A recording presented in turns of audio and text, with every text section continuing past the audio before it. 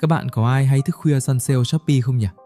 Canh đúng 0 giờ, tay bấm điện thoại lia lịa, mạng chóp nháy một cái, rồi app báo sản phẩm đã hết. Quá quen thuộc đúng không? Nhưng các bạn đã bao giờ dừng lại và thắc mắc kho hàng thực tế chỉ có đúng một cái iPhone 15 Pro Max giá 1.000 đồng. Nhưng đúng khoảnh khắc chuyển giao giữa 23 giờ 59 và 0 giờ 00 có tới 100.000 người dùng ở khắp Bắc, Trung, Nam cùng ấn nút mua trong cùng một phần nghìn giây. 100.000 yêu cầu ập đến. Vậy chuyện gì thực sự xảy ra ở đằng sau nhỉ? Làm thế nào máy chủ của Shopee biết chính xác ai là người bấm trước nửa mili giây để chốt đơn, hạ kho từ 1 xuống 0 mà không bị lỗi hệ thống, lỡ bán nhầm một cái điện thoại cho hai người khác nhau? Hôm nay, chúng ta sẽ đi tìm hiểu bài toán kinh điển nhất của hệ thống phân tán. Đó là đồng bộ dữ liệu, hay còn gọi là Data Replication.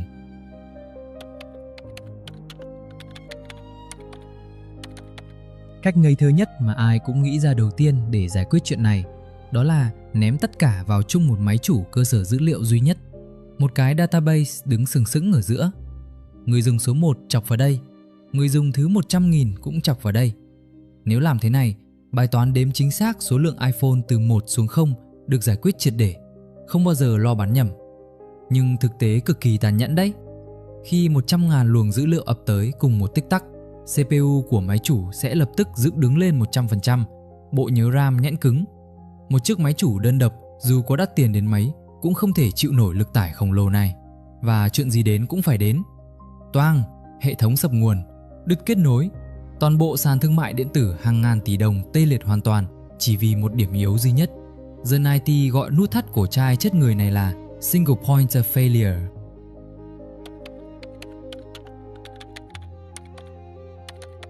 Hệ thống sập rồi, làm sao đây nhỉ? Cách giải quyết theo bản năng là một máy chủ không gánh nổi thì ta dùng 3 cái, 10 cái. Chia đều lượng truy cập ra, khách hàng thứ nhất vào máy chủ A, khách hàng thứ hai vào máy chủ B, máy chủ nhẹ gánh, web chạy mượt mà. Cách này gọi là scale out, mở rộng theo chiều ngang. Nghe cực kỳ hợp lý đúng không?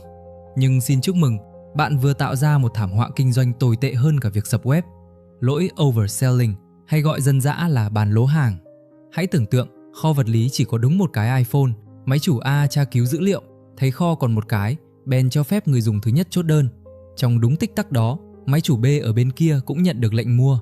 Vì tự nó không hề nói chuyện với nhau, máy chủ B vẫn đinh ninh rằng kho đang còn một cái và cho phép người dùng thứ hai chốt đơn thành công. Kết quả, hệ thống ghi nhận đã bán ra 2 chiếc iPhone trong khi kho chỉ có một chiếc. Công ty phải bỏ tiền túi ra đền cho khách ốm luôn. Vấn đề cốt lõi ở đây là các máy chủ đang bị mù thông tin của nhau.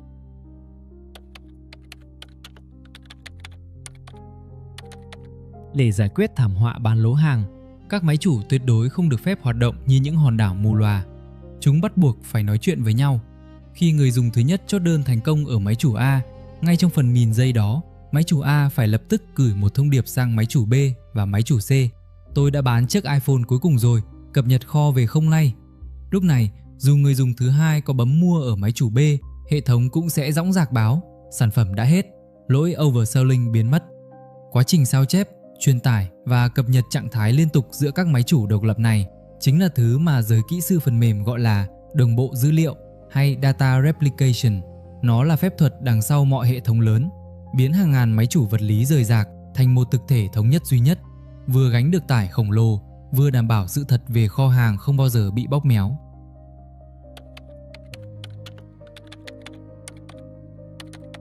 Data Replication nghe hay đấy, nhưng thực tế triển khai lại là một bài toán nhức đầu không kém. Giả sử nhé, giờ cả 3 máy chủ đều có quyền nhận lệnh mua hàng cùng một lúc.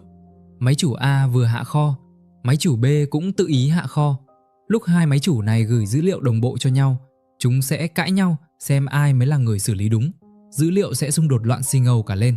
Để chấm dứt sự hỗn loạn này, các kỹ sư tạo ra một cấp bậc quyền lực cực kỳ nghiêm ngặt, kiến trúc leader-follower, hay trước đây còn gọi là master-slave. Nói theo cách hồi xưa là chủ nô đấy. Hệ thống sẽ chỉ định ra duy nhất một trưởng nhóm, gọi là leader. Mọi thao tác làm thay đổi dữ liệu, ví dụ như bấm nút mua hàng hay chốt đơn, gọi chung là thao tác ghi, bắt buộc phải gửi đến leader, không có ngoại lệ. Sau khi leader xử lý và ghi nhận thành công, nó mới đẩy dữ liệu cập nhật xuống cho các đàn em, gọi là follower. Vậy các follower làm nhiệm vụ gì nhỉ? Chúng chuyên nhận các thao tác đọc, ví dụ như người dùng lướt xem thông tin sản phẩm, xem đánh giá. Mô hình này không chỉ giải quyết triệt để sự xung đột dữ liệu mà còn phân bổ tải cực kỳ thông minh, bởi vì trên Shopee, số người lướt xem hàng luôn nhiều gấp hàng trăm, thậm chí hàng ngàn lần số người thực sự bấm nút thanh toán.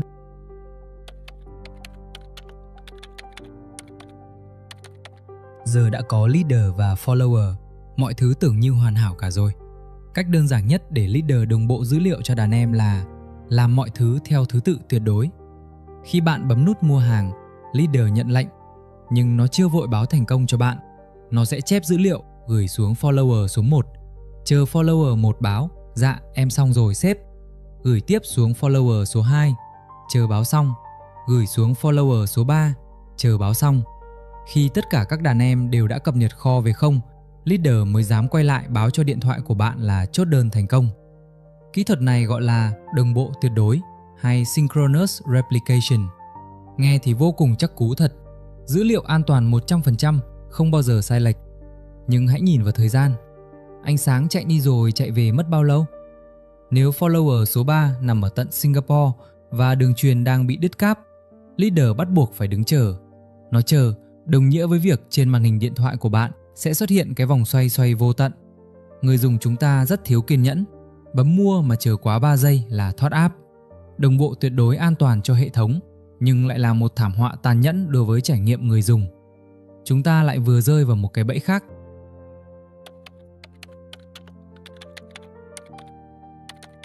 Để không làm khách hàng nổi điên vì chờ đợi, các kỹ sư hệ thống quyết định chơi một canh bạc. Đó là nhân bản dữ liệu bất đồng bộ hay Asynchronous Replication. Lần này, khi bạn bấm mua hàng, leader nhận lệnh và ghi nhận kho về không. Nhưng thay vì đứng chờ đàn em, nó quay ngoắt lại báo chốt đơn thành công cho bạn ngay lập tức. Điện thoại tinh tinh, bạn vui vẻ thoát app. Nhanh như chớp, không có một mili giây nào bị lãng phí. Nhưng sự thật là ở dưới nền, các follower vẫn chưa hề hay biết gì. Dữ liệu cập nhật kho lúc này mới đang lững thững được sao chép xuống các đàn em theo một tiến trình chạy ngầm. Và đây là rủi ro chí mạng. Giả sử đúng khoảnh khắc leader vừa báo thành công cho bạn xong, một sự cố phần cứng xảy ra, nguồn điện chập cháy, máy chủ leader chết đơ ngay lập tức, mang theo luôn cả bản ghi đơn hàng của bạn xuống mổ trước khi kịp truyền nó cho bất kỳ follower nào. Khách hàng đinh ninh mình đã mua được hàng, nhưng toàn bộ hệ thống thì hoàn toàn mất dấu vết của giao dịch đó. Bánh đổi tốc độ, chúng ta vừa vô tình triệu hồi bóng ma đáng sợ nhất của kỹ sư hệ thống, data loss hay mất mát dữ liệu vĩnh viễn.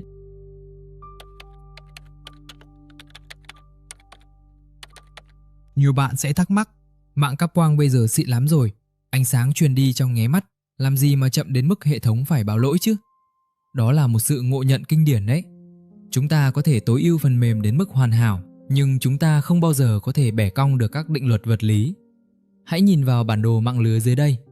Giả sử máy chủ leader của Shopee đặt tại Singapore, còn bạn đang cầm điện thoại chốt đơn ở Hà Nội. Gói tin của bạn thực chất là một chùm ánh sáng.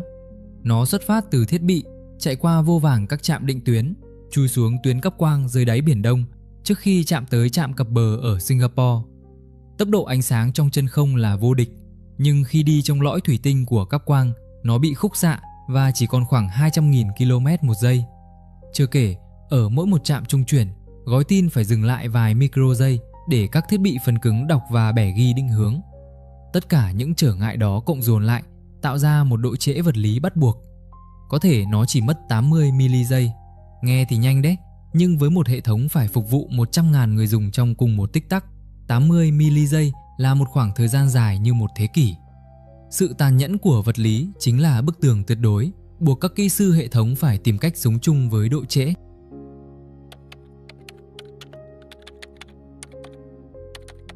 Độ trễ vật lý và việc đứt cáp quang không phải là một rủi ro có thể tránh khỏi. Nó là một sự thật hiển nhiên. Mạng luôn có thể bị chia cắt. Sự tàn nhẫn này đã dẫn các nhà khoa học máy tính đến một định lý vĩ đại, định hình toàn bộ nền công nghiệp phần mềm thế giới. Đó là định lý CAP. Định lý này tuyên bố rằng trong bất kỳ hệ thống phân tán nào, bạn có 3 thuộc tính tối thượng. C hay consistency, tính nhất quán, dữ liệu luôn phải đúng và đồng bộ. A hay availability, tính sẵn sàng, hệ thống luôn phải phản hồi tức thì. Và P hay partition tolerance, khả năng chịu đựng khi mạng bị đứt gãy. Định luật vũ trụ quy định bạn chỉ được chọn tối đa 2 trong 3, bạn không bao giờ có được cả 3. Nhưng vì các quang luôn có nguy cơ đứt, chữ P là thứ bắt buộc phải có. Vậy thực chất, cuộc chơi của các gã khổng lồ công nghệ chỉ còn là sự giằng xé giữa C và A.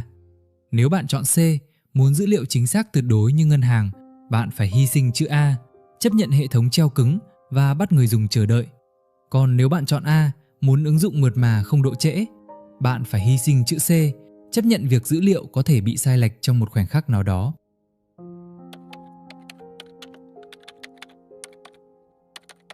Vậy một lã khổng lồ như Shopee sẽ chọn con đường nào trong tam giác cáp đây nhỉ? Câu trả lời là họ chọn chữ A và chữ P, tính sẵn sàng và khả năng chịu lỗi mạng.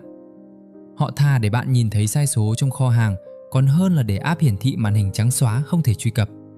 Chính sự lựa chọn này đã sinh ra một khái niệm thống trị thế giới Big Tech, tính nhất quán sau cùng, hay còn gọi là Eventual Consistency.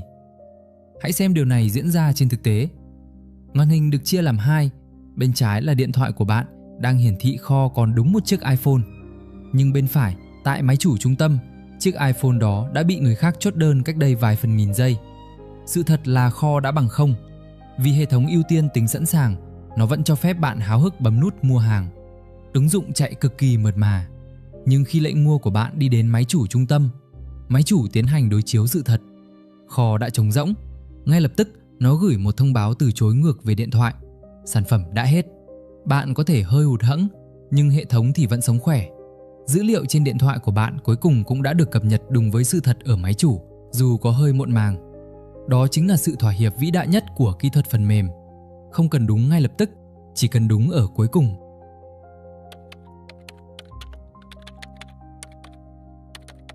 Tính nhất quán sau cùng giúp hệ thống sống sót qua độ trễ mạng, nhưng nó vẫn dựa trên một giả định cốt lõi, đó là máy chủ leader phải luôn sống. Trong thế giới của hệ thống phân tán, để giữ vững ngai vàng, leader phải liên tục phát đi các tín hiệu nhịp tim xuống cho đàn em. Nó như một lời khẳng định, sếp vẫn ổn, các cậu cứ đứng yên đó. Nhưng chuyện gì sẽ xảy ra nếu một ngày tồi tệ, trung tâm dữ liệu bị mất điện? Máy chủ leader bị cháy nguồn và chết vĩnh viễn. Ngay lúc đó, những nhịp tim từ trên cao đột ngột ngừng đập, một sự im lặng đáng sợ bao trùm lấy hệ thống. Các follower ở dưới vểnh tai lên nghe ngóng, nhưng tuyệt nhiên không có một tín hiệu nào được truyền xuống nữa. Không có leader, hàng trăm ngàn người dùng liên tục bấm mua, nhưng dữ liệu không có nơi để ghi vào. Một hệ thống khổng lồ bỗng chốc trở thành một con rắn mất đầu, tê liệt toàn diện. Nếu đợi con người can thiệp thủ công, thiệt hại sẽ lên tới hàng triệu đô la. Hệ thống bắt buộc phải tự tìm cách sinh tồn.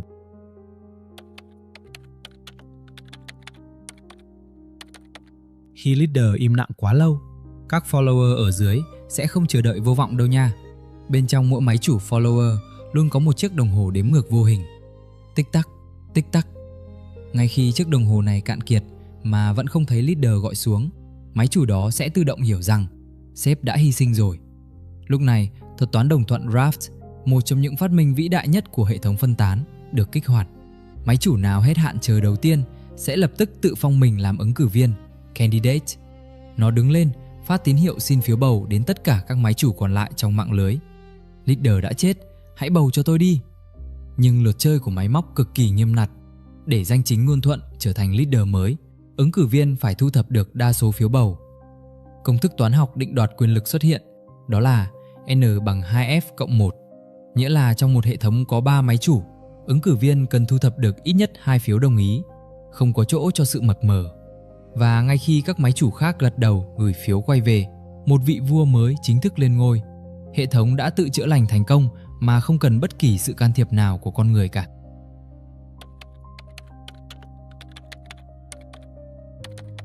Chúng ta vừa chứng kiến cách một cụm máy chủ tự bầu cử và tự chữa lành.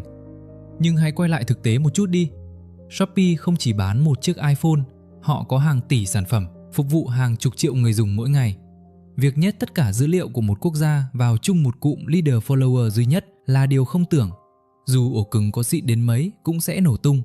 Để giải quyết bài toán quy mô siêu khổng lồ này, các kỹ sư áp dụng một kỹ thuật mang tên sharding, hay còn gọi là phân mảnh dữ liệu. Họ chia nhỏ thế giới ra. Giả sử toàn bộ dữ liệu về điện thoại di động sẽ được nhét vào cụm máy chủ A, dữ liệu về quần áo thời trang nhét vào cụm máy chủ B, đồ gia dụng ở cụm máy chủ C. Và điều tuyệt vời nhất là gì? Bên trong mỗi một cụm phân mảnh đó lại chính là một kiến trúc leader và follower thu nhỏ, được bảo vệ nghiêm ngặt bởi thuật toán đồng thuận Raft. Hệ thống vất vả tự chữa lành mà chúng ta vừa theo dõi thực chất chỉ là một hạt cát. Khi lùi góc nhìn lại, kiến trúc thực sự của một gã khổng lồ Big Tech mới lộ diện. Hàng ngàn, hàng chục ngàn cụm máy chủ đan xen. Chúng tự động đồng bộ, tự động phân tải và tự động sinh tồn. Một dải ngân hà dữ liệu khổng lồ, tàn nhẫn về mặt vật lý nhưng lại hoàn hảo và tươi đẹp về mặt toán học.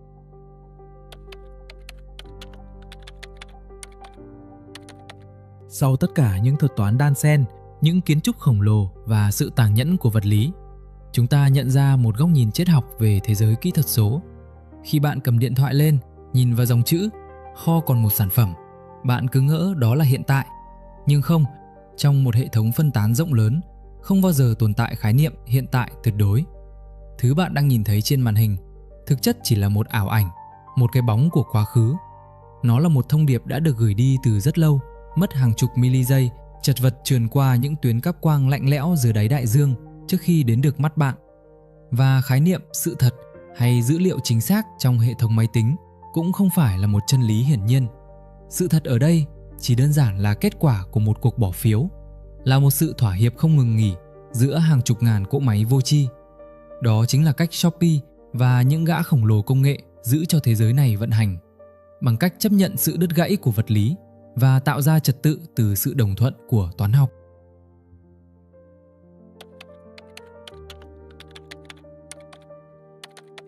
Hệ thống phân tán là vậy đó các bạn. Đằng sau một cái chạm nhẹ trên màn hình điện thoại là cả một cuộc chiến sinh tồn khốc liệt và những thuật toán đồng thuận tinh vi của hàng ngàn, hàng vạn cỗ máy vô tri đấy. Hy vọng qua video này, các bạn đã hiểu được cách Shopee hay bất kỳ gã khổng lồ Big Tech nào khác thao túng và đồng bộ dữ liệu ở quy mô khổng lồ.